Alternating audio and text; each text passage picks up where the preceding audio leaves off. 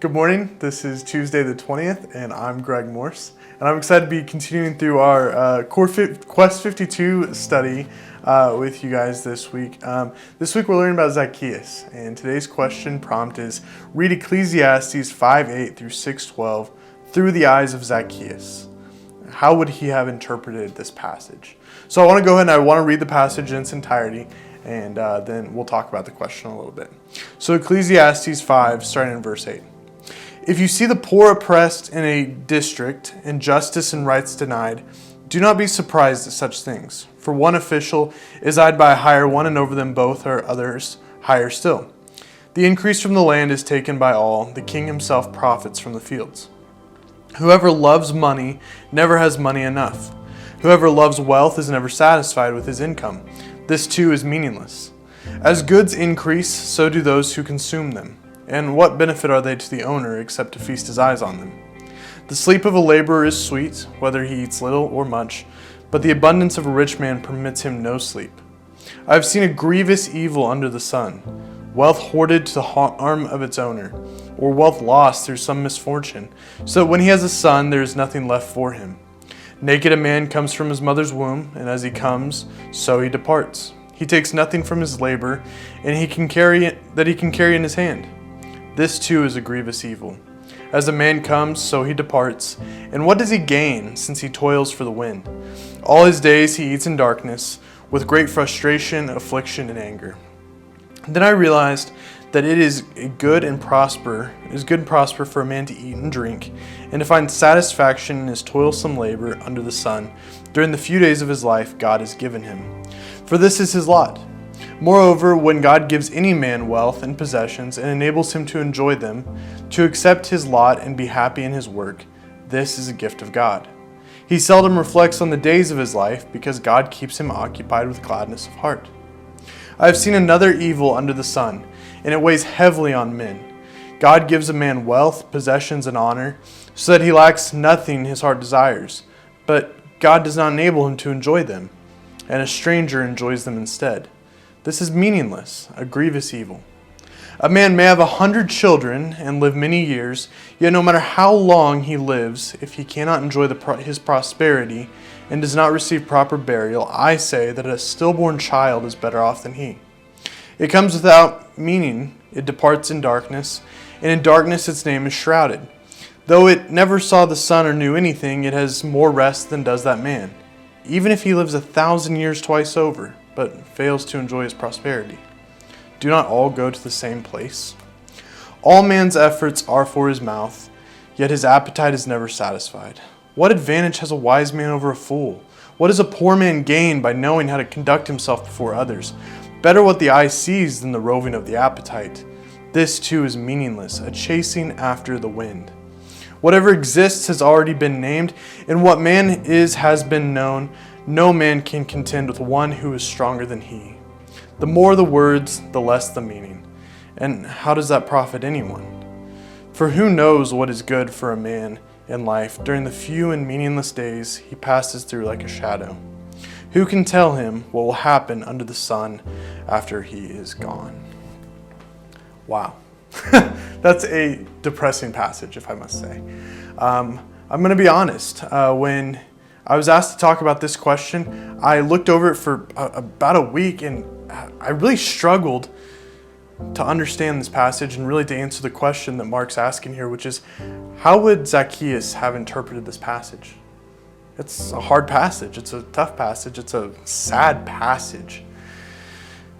And then I started to wonder, what if Zacchaeus saw himself in this passage? We know he was a rich tax collector.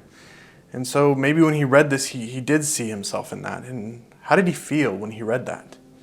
Then I started to wonder, well, how do any of us feel when we see ourselves in Scripture? If you've read Scripture long enough, eventually you will have those moments where you find yourself in Scripture. And it's usually not a good thing. It's hard. We see these and they make us uncomfortable. And usually we have one of a couple responses. The first is we make excuses. And maybe Zacchaeus did this at first. We say, oh, it's not really our case. Like that, it sounds similar to our life, but it's not. My life's different. I'm not like this.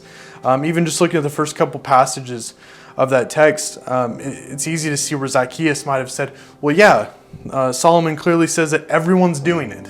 So what's the harm if I hurt somebody? My supervisors are hurting people.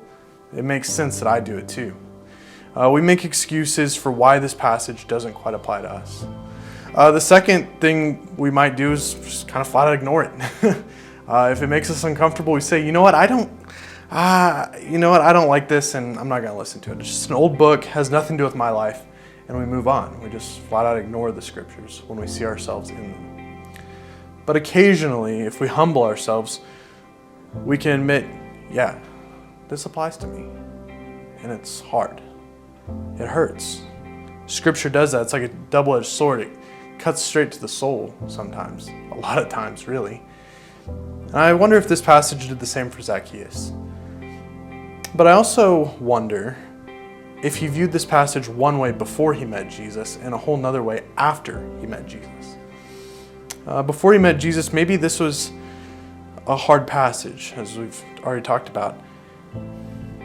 But after Jesus, maybe it wasn't so difficult. We know the story. If you've read the text so far this week in Mark's essay, you know the story of Zacchaeus, where he was a rich tax collector and Jesus is going through Jericho. And Zacchaeus just wants to see Jesus. He's heard about him. He's heard about this man, and he climbs up in a tree. It's kind of a funny story to picture, but honestly, if you watched the Chiefs parade last week, you saw people climbing in trees to see football players up on stage. People don't change, even thousands of years. If we want to see someone important, we'll go to great heights, literally, to see them. And this is what Zacchaeus did. And he did it because he wanted the opportunity to see Jesus and encounter him, I think. But maybe he encountered him more than he expected. The other part I like about Zacchaeus' story is that it comes just a few verses after Jesus meets another rich man, actually. The rich young ruler who came to Jesus. And Jesus eventually tells him, he says, you need to sell all your possessions, give it to the poor, and then come follow me. And so many people know how the story ends. The rich young ruler couldn't do it.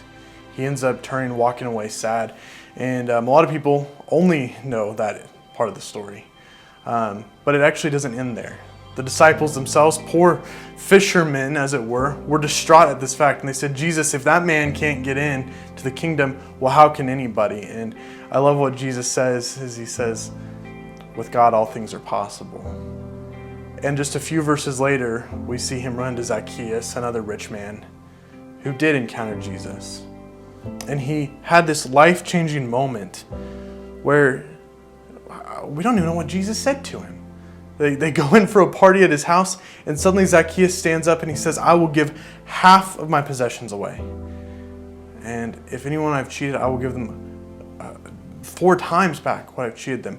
And so whatever was said, whatever happened at that party, it dramatically changed Zacchaeus' life in a way that it didn't change the other rich young man. And so with all that to say is, now when we come back to this passage and we look at, well, how did Zacchaeus really interpret this? I look at through now the lens of having met Jesus, and there's some things that stick out to me, particularly at the end of this chapter. In verse 11, it says, the more the words, the less the meaning. And how does that profit anyone? I'm kind of a geek when it comes to this stuff, but I actually went and counted the words that Zacchaeus spoke. In English, it's 31 words. In Greek, it's only 17. That was it. He spoke 17 words. That's all it took. Jesus radically changed his life, and he didn't even have to go on talking about things, and that's how they knew it was genuine. He didn't have to keep talking. He did what Solomon says here. He says, the more words, the less meaning, so less words, more meaning. Everybody knew exactly what this meant to Zacchaeus because he was honest. He knew how much Jesus had changed his life. But then the last thing here was in verse 12, which says, for who knows what is good for a man in life? During the few and meaningless days he passes through like a shadow. Who can tell him what will happen under the sun after he's gone? Before Jesus, I wonder if Zacchaeus read this passage, and like a lot of us, it's like, well, that's sad. Nobody can do that. Nobody knows what is good for a man. Nobody can tell us what happens after we're gone. But maybe now Zacchaeus was laughing. He said, actually, Yeah, there is. I've met him. His name's Jesus. Jesus knows what is good for a man in this life, no matter how short it may be. And it's no longer meaningless. He can tell me everything there is to know about my life now. And that brings me joy and hope. And it should bring all of us joy and hope. Because that was Jesus' mission. That's what this chapter is about this week, is what was Jesus' purpose in life. Mark Moore talks about it in John. He mentions that Jesus says it outright in John chapter 10. He came to bring them life, that they may have life to the fullest. And I think for the first time ever, Zacchaeus truly encountered that. And so can we.